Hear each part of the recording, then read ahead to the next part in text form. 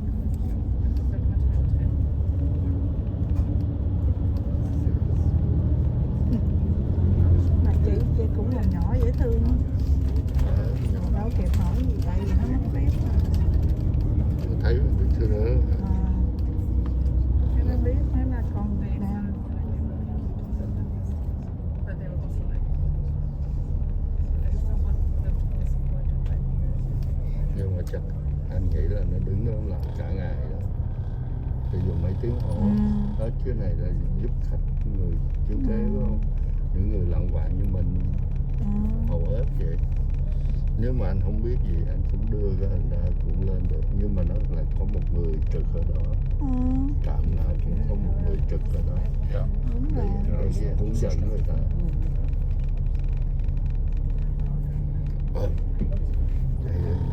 Vậy là anh thông minh quá, anh mua được cái vé này đi.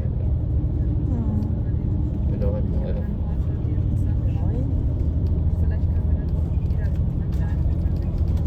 Đang hỏi thôi, chứ ngồi đây thì thấy vậy thôi, clip bắt thôi.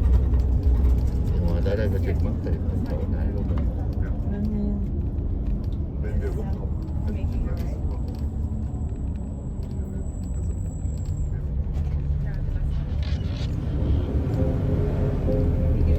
We're now traveling along Georgia Street, the main artery into and out of the city. We'll be passing by Library Square in a few blocks, which you'll see on the right side of the bus. Library Square is a public space in front of the uniquely architectured Vancouver Public Library. It was designed by renowned Vancouver architect Moshe Safdie and officially opened in 1995. The striking architecture and design reflects the modern style that characterized much of Vancouver's urban development in the 1980s and 1990s. Library Square is a popular gathering place for various events and celebrations. It's also a popular spot for protests and demonstrations and has been the site of various rallies and marches over the years.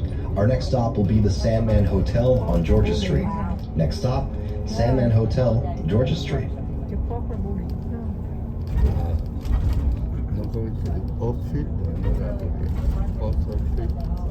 Này để được post. Để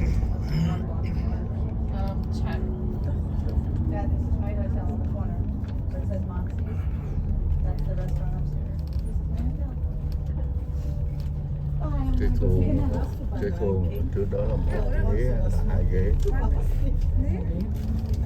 Lát nếu mà còn xuống á, mình lên đó ngồi thâu thẳng trước mặt khách. Cô nào ghế đầu tiên hả? Nếu mà còn xuống á, anh lên đó anh ngồi á. Stop number 10, Sandman Hotel, stop number 10. Nhưng mà cái ý á, là 2 ghế hay là 1 ghế, anh thấy nếu có 1 ghế. Chừng nào thấy xuống rồi mới dừng lại.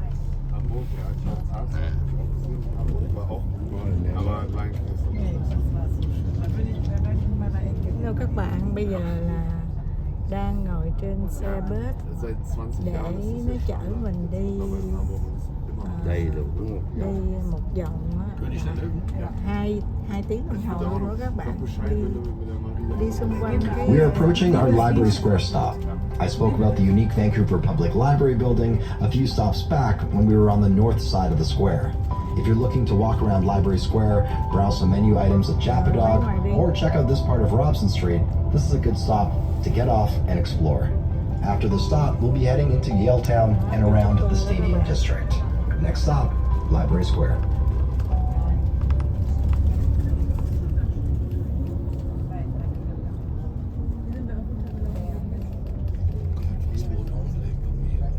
Chỗ này là trung tâm hết á. Ở đây.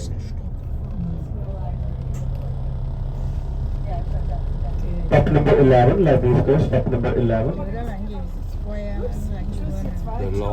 The Law Square là cái tên của nó, thằng đó nó ngồi khuất cái chữ á. Nó ngừng 5 phút cho mình đi bộ á, nhưng mà chắc mình không đi được. Thôi, Đi lên xuống mà nó nói nó ngừng 5 phút cho đi bộ. Em ngồi đây đi. À, anh xuống, anh thâu hình. Có cái thánh giá, có cái nhà thờ đó không? đương nhiên rồi. Thôi 5 phút nhanh lắm không? 5 phút. The Lloyd Hilton, khách sạn Hilton đây.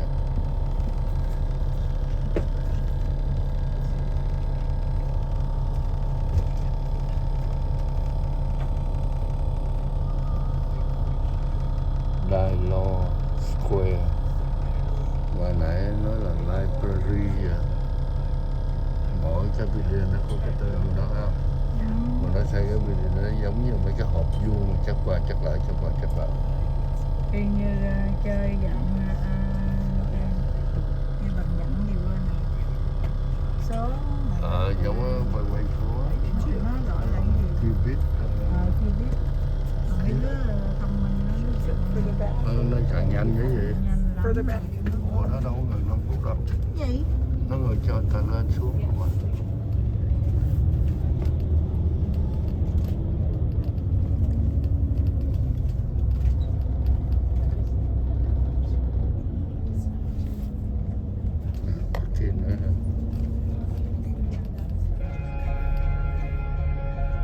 We will soon be driving through the heart of Yaletown. The two main streets in Yaletown, filled with shops and restaurants, are Hamilton and Mainland Street. Yaletown was once the western terminus for the Canadian Pacific Railway. You can view engine 374, the engine that pulled the first transcontinental passenger train into the city at the Yaletown Roundhouse. In 1886, the city offered the Canadian Pacific Railway a 20-year exemption from taxes to build the yards of their western terminus here. The railway jumped at the offer, clearing trees and laying tracks. All the CPR workers from Yale, BC, a town 2 hours east of here, lifted their houses onto flat cars and shipped them to their new settlement dubbed Yaletown. Yaletown's more recent reinvention dates back to 1986, when the waterfront along the north of False Creek was host to many of the venues when Vancouver hosted Expo 86, also known as the World's Fair. Since then, that land, along with the warehouse district, has been transformed into one of the city's chicest neighborhoods, filled with residential loft spaces, sidewalk cafes, cool restaurants, and boutique shopping. Yaletown's old red brick warehouses were built to include exterior platforms to allow for easy loading of textiles onto trains to be sent back east.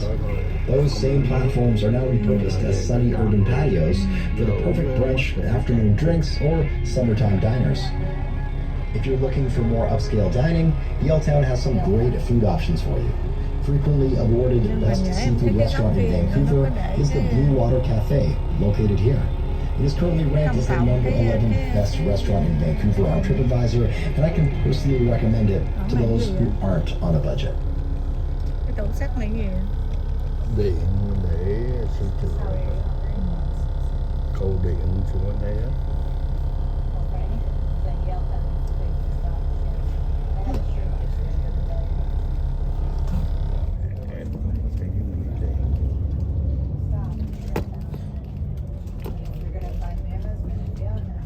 Nói cái từ đó. Điều kia nghe nó hiểu. Nó giống Việt Nam đó. Chặt đó. Đội nói giống em đó. We're going to head towards the Stadium District as we make our way towards Chinatown. Let's talk a little bit about BC Place Stadium, which will be coming into view shortly. This 55,000-seat stadium is home to the Vancouver Whitecaps FC of Major League Soccer and the BC Lions Football Club of the Canadian Football League. BC Place boasts the largest retractable roof in the world. It reveals over 7,500 square meters of sky and has created a year-round facility for world-class events, including music concerts by legendary artists. In my 20s, I lived in a high-rise building right across from BC Place. It was a pretty unique nightlight to have in view. Each night, the stadium is lit up a bit differently, with different LED colors and themes based on what's happening around the city and around the world. The LED lights on the side of the dome often form the names of the artists or events taking place in BC Place.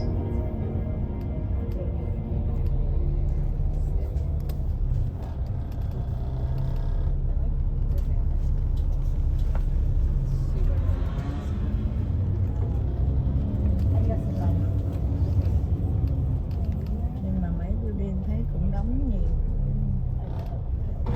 Cái gì nhiều? Đóng cửa đó.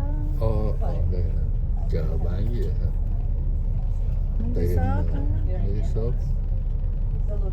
Hoặc là nó vô cửa bên kia. Bên này nhà người ta ở chắc. Sao dễ sợ chứ? Chung cư. Việt Nam gọi là chung cư. Vậy mà Việt Nam xây những cái chung cư mình ta không ở là tới.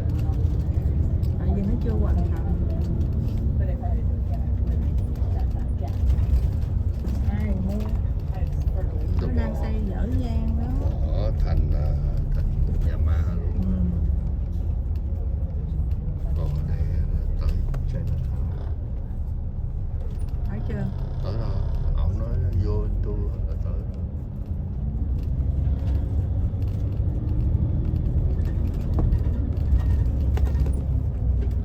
Our next stop is at Park Vancouver, downtown's only casino resort. Here you can enjoy the casino, restaurants, bars, live entertainment, and great patios all under one roof. Experience the perfect dining destination for any appetite. There's a steakhouse, comfort food, a sports bar, quick grab-and-go options, and a gelato shop. Visit the rooftop park for a panoramic view of the city. The casino opened in 2017, becoming one of the largest casinos in Canada. Park is LEED Gold certified, which means it meets the highest standards of sustainability. Next stop, Park Vancouver, and access to the Yaletown seawall. Next stop, Park Vancouver.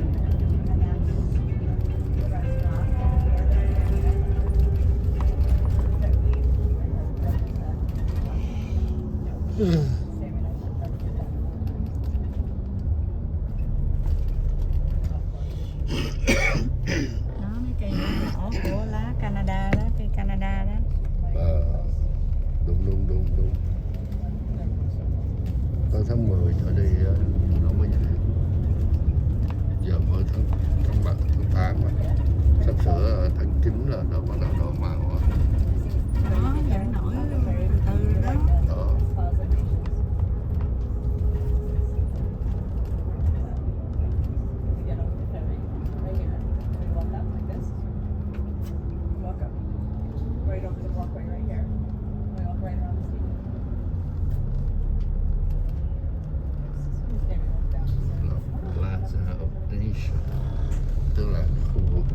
Stop number 12, Park Casino, stop number 12.